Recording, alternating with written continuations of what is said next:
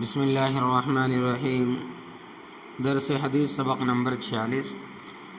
نفل نماز گھر میں ادا کرنے کی ترغیب۔ حضرت عبداللہ ابن عمر رضی اللہ تعالی عنہما سے روایت ہے کہ نبی کریم صلی اللہ علیہ وسلم نے ارشاد فرمایا کہ کچھ نماز گھر کے لیے مقرر کر لو، انہیں قبرستان نہ بناؤ۔ جس گھر میں نماز نہ پڑھی جائے تو وہ تو قبر کی طرح ویران ہی ہے، اس لیے نوافل کے ذریعے گھروں کو آباد کرو۔ بخاری کی روایت،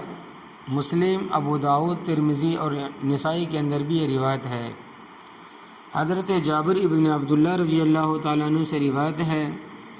کہ نبی کریم صلی اللہ علیہ وسلم نے ارشاد فرمایا کہ جب تم میں سے کوئی آدمی فرض نماز مسجد میں پڑھ کر فارغ ہو جائے تو اس کو چاہیے کہ وہ اپنی بقیہ نوافل نماز میں سے کچھ حصہ گھر کے لیے رکھ دے، کیونکہ اللہ تبارک و تعالیٰ اس کے گھر میں نماز کی وجہ سے خیر اور برکت فرماتا ہے۔ البتہ علماء نے لکھا ہے کہ اگر گھر میں سنتیں نوافل چھوٹ جانے کا ڈر ہے، خدشہ ہو،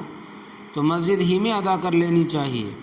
اور اس زمانے میں ویسے بھی غفلت عام ہے، اور اگر گھر میں نوافل کا اہتمام ہو سکے تو اس سے بہتر کوئی بات نہیں ہو سکتی۔ اور نوافل کو گھروں میں ادا کرنے سے گھر کی عورتیں اور بچے بھی اس کا اثر لیے بغیر نہیں رہ سکتے، اور گھر میں جو خیر و برکت ہوگی وہ تو الگ ہوگی۔ حضرت ابو موسیٰ اشعری رضی اللہ تعالی عنہ سے روایت ہے کہ نبی کریم صلی اللہ علیہ وسلم نے ارشاد فرمایا کہ وہ گھر جس میں اللہ تبارک و تعالیٰ کا ذکر کیا جاتا ہے اور وہ گھر جس میں اللہ تبارک و تعالیٰ کا ذکر نہیں کیا جاتا، ان کی مثال زندہ مردوں کی سی ہے۔ بخاری اور مسلم کی روایت ہے۔ حضرت عبداللہ ابن مسعود رضی اللہ تعالیٰ عنہ فرماتے ہیں کہ میں نے نبی کریم صلی اللہ علیہ وسلم سے دریافت کیا کہ اپنے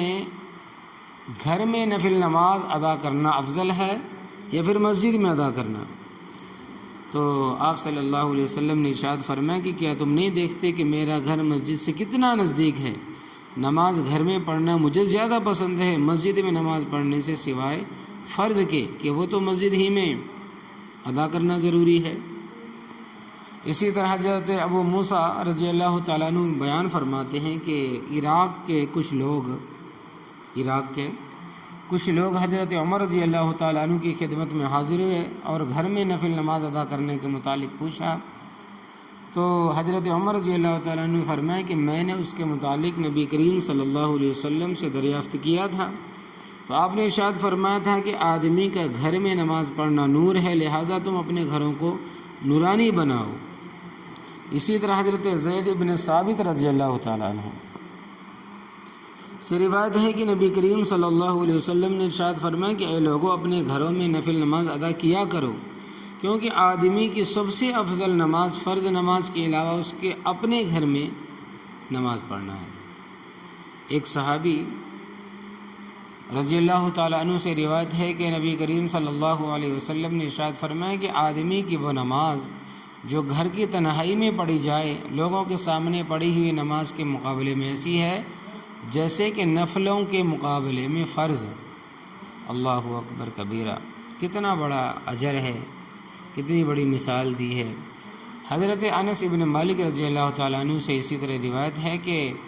نبی کریم صلی اللہ علیہ وسلم نے ارشاد فرمایا کہ اپنے گھروں میں کچھ نماز کا حصہ مقرر کر کے اکرام و اعزاز بخشو اپنے گھروں کو۔ گھر کا اکرام و اعزاز یہ ہے کہ اس میں نوافل زیادہ سے زیادہ پڑھی جائے تاکہ اس میں خیر و برکت ہو، اور تاکہ یہ گھر بھی اس زمین کے ساتھ ہو جو قیامت کے دن ایمان والوں کے لیے گواہی دے گی۔ یہ وہ حدیث ہے کہ اللہ تبارک و تعالی ہمیں عمل کی توفیق عطا فرمائے کہ اپنے گھروں میں کے اندر نفل نماز پڑھنا آسان عطا فرمائے اور ہدایت عطا فرمائے۔